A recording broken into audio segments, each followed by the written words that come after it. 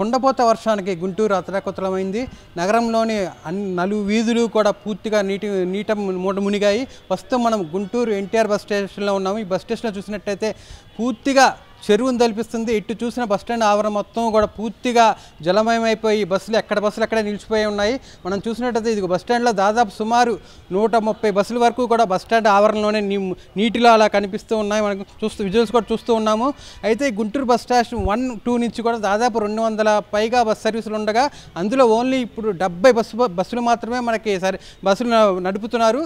మిగతా బస్సులన్నీ కూడా గుంటూరు బస్టాండ్ ఆవరణలో మోకాళ్ళలోతు పైగా నీళ్ళలో నిలిచిపోవడంతో అవి ఇంజన్లు పాడయ్యే పరిస్థితి ఉంది. అదేవిధంగా అది బయటికి తీయలేని పరిస్థితి నెలకొని ఉంది. ఈ నేపథ్యంలోనే గుంటూరు బస్ స్టేషన్ నుంచి బస్సుల సర్వీసులు అన్నింటినీ కూడా పూర్తిగా బయట నుంచే, అంటే గుంటూరు బస్ స్టాండ్ నుంచి కాకుండా బయట ఉన్న రహదారులు, అదేవిధంగా పల్నాడు బస్ స్టేషను, అదే తెనాలి బాపట్ల బస్ స్టేషన్, వేరు ప్రాంతాల నుంచి బస్సులు అయితే నడుపుతున్నారు. అధికారులు రాత్రి నుంచి 3 మోటార్లను పెట్టి ఈ బస్ స్టాండ్లో ఉన్న నీటిని పూర్తిగా బయటికి తోడేసే ప్రయత్నం చేస్తున్నారు. అయితే రాత్రి నుంచి 3 మోటార్లు పెట్టినప్పటికి కూడా మనం చూసినట్టయితే ఈ నీళ్లు కూడా ఇంకా ప్లాట్ఫామ్ కింద కూడా లేదు. నిన్నైతే పూర్తిగా బస్టాండ్ లోపలికి కూడా ఈ నీళ్ళు వచ్చున్నాయి. నీళ్ళు మొత్తం కూడా కుర్చీల వరకు కూడా నీళ్ళు వచ్చున్నాయి. ఆ నీటిని అంతా కూడా రాత్రి నుంచి కూడా వీళ్ళు తోడే ప్రయత్నం చేస్తున్నారు.